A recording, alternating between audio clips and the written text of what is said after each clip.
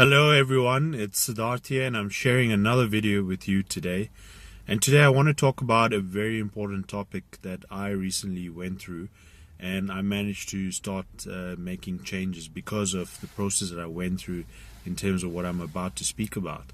So basically what I want to talk about is emotional blocks. Now, emotional blocks are something that a lot of us don't realize really has a major impact on our lives, especially when we are striving to achieve success in different areas of our life.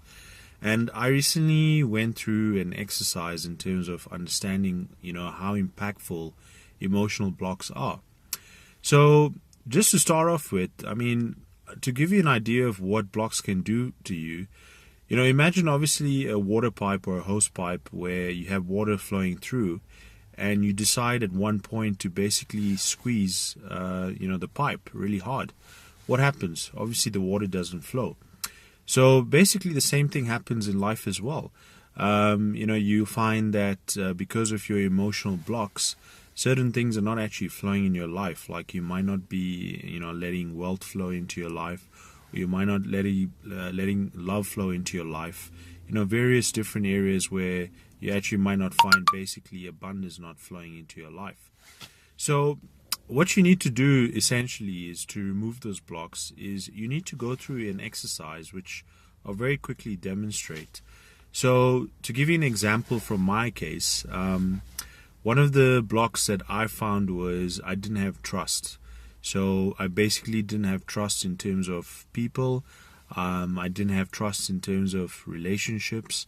And just generally I didn't have trust in terms of, a particular process. Like let's say I was trying to attract wealth, and I just didn't trust and believe in that process of attracting wealth.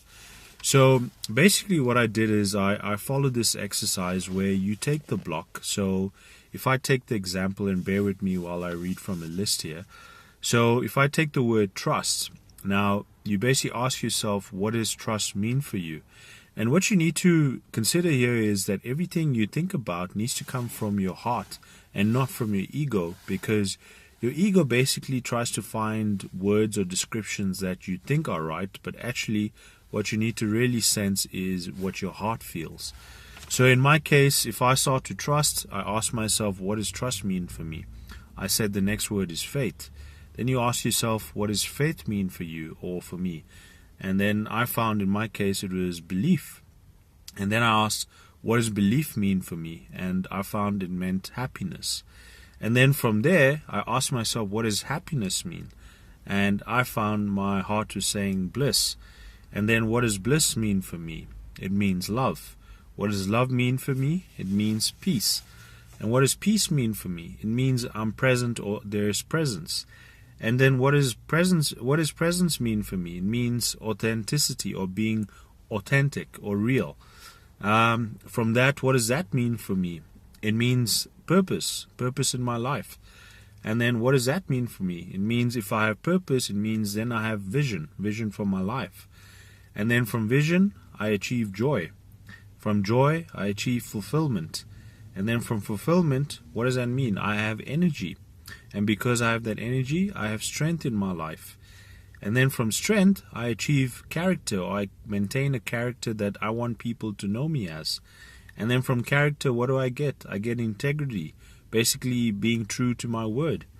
And finally, from integrity, what does that mean for me? It means trust. So you see, actually, it came to a full cycle where I started with the word trust and I ended with the word trust. So hopefully this will be a very useful exercise for you in terms of, obviously seeing how you can remove certain blocks. The key is to identify blocks that you really feel from the heart are actually blocking you in your life. And I sincerely hope you do this exercise, because this exercise, actually helps you to identify what is your purpose. So rather than identifying your purpose first in your life, what I would suggest is really go through this exercise where you understand what is your blocks or your emotional blocks in your life. I hope you found that video useful. I'll see you in another video.